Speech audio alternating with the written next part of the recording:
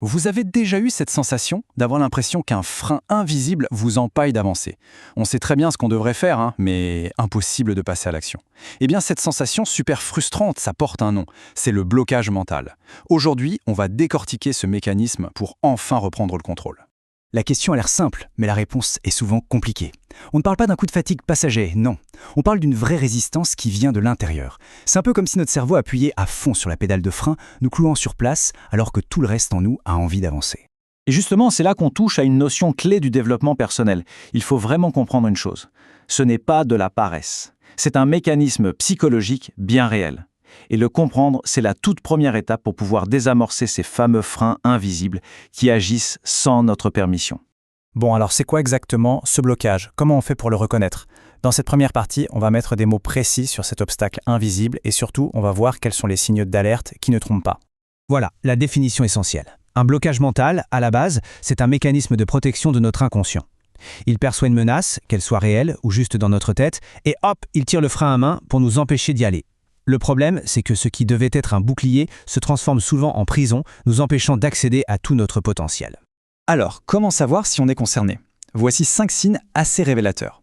D'abord, il y a la procrastination chronique, mais attention, sur une tâche bien spécifique. Ensuite, cette anxiété intense, la fameuse boule au ventre avant même d'avoir commencé. Troisième signe, une perte de performance soudaine, brutale.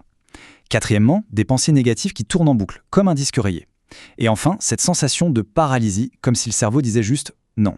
Ce sont des indices très clairs que quelque chose de plus profond se joue. Juste une petite distinction importante. Le blocage mental, ça touche l'action et la réflexion. Le blocage émotionnel, ça touche la capacité à ressentir les choses. Mais le point crucial, c'est que les deux se nourrissent mutuellement. C'est un cercle vicieux. La peur de l'échec, qui est une émotion, peut paralyser l'action. Et cette inaction, à son tour, va nourrir un sentiment d'impuissance. Comprendre ce lien, c'est essentiel pour pouvoir le briser. Ok, maintenant qu'on a vu le quoi, on va s'attaquer au pourquoi. D'où ils viennent, ces blocages? Parce que pour déraciner un problème, il faut d'abord trouver sa source. En général, on retrouve 4 grands déclencheurs. D'abord, les fameuses croyances limitantes, ces petites voix dans notre tête qui nous soufflent des « je ne suis pas capable » ou « je ne le mérite pas ». Ensuite, les expériences passées, un échec cuisant, une humiliation, quelque chose qui est resté gravé et que notre cerveau veut éviter à tout prix. Troisièmement, la pression de la performance et le perfectionnisme, cette idée toxique du tout ou rien. Et enfin, tout simplement, l'accumulation de stress et de charge mentale qui finit par faire déborder le vase. Mais le vrai chef d'orchestre de tout ça, c'est notre inconscient. C'est la partie immergée de l'iceberg. Il gère 95% de nos comportements. Et son problème, c'est qu'il a tendance à généraliser. Une seule mauvaise expérience en public, et il peut décider que toute prise de parole est un danger mortel. C'est lui qui lance ces pensées négatives automatiques qui semblent sortir de nulle part pour nous protéger. Bon, assez parlé du problème, on passe aux solutions. Et là, on ouvre une véritable boîte à outils remplie de techniques concrètes, celles que les coachs utilisent pour nous aider à libérer notre performance. Non, il n'y a pas une seule solution magique, mais il y a plusieurs méthodes. On va en explorer 5 qui ont toutes fait leurs preuves sur le terrain. Des approches vraiment concrètes pour passer de la paralysie à l'action. C'est la grande question, quand on fait face à un mur, quel est le tout premier pas? Et bien souvent, la première chose à faire, c'est de bien poser le diagnostic. De quoi on parle exactement? Et pour ça, il y a une ressource vraiment utile. L'article sur lequel est basée cette analyse propose de télécharger un bilan mental gratuit. C'est un super point de départ pour mettre des mots et de la clarté sur son propre blocage. Bien sûr, le lien pour y accéder se trouve juste en dessous dans la description. Allez, on regarde une technique phare, la dépolarisation. L'idée, c'est de venir neutraliser la charge émotionnelle négative qui est collée à un souvenir. Ça se passe en 4 étapes. 1. On identifie l'événement source, le point de départ. 2. On isole l'émotion principale et on sent où elle se trouve dans notre corps. 3. On élargit la perspective, on cherche les bénéfices cachés de cette expérience. Et 4. On neutralise la charge. Le but n'est pas d'oublier, c'est de faire en sorte que le souvenir ne fasse plus mal.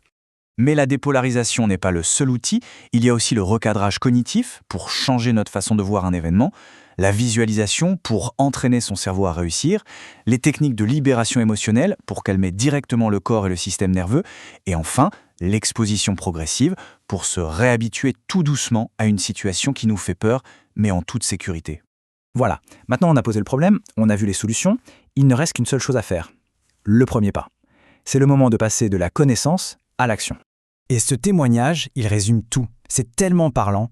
Ce qui a changé, ce n'est pas que je n'ai plus peur, c'est que la peur ne me bloque plus. J'agis quand même.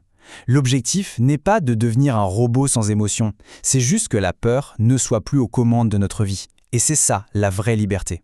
Alors, si tout ce qu'on vient de dire résonne en vous, le plus important, c'est de ne pas en rester là, parce que l'inaction ne fait que renforcer les blocages. Le premier pas, c'est le plus décisif. Je le rappelle, le bilan mental gratuit est là pour ça. Il est dispo en téléchargement pour vous aider à faire le point. C'est une étape simple, concrète, pour commencer à dénouer ce qui vous retient. Et je vous laisse avec cette question. Et si ce mur qu'on a l'impression de voir n'était pas un cul-de-sac, mais plutôt une invitation à découvrir de nouvelles forces en nous? Parce qu'en surmontant un blocage, on ne fait pas que se libérer.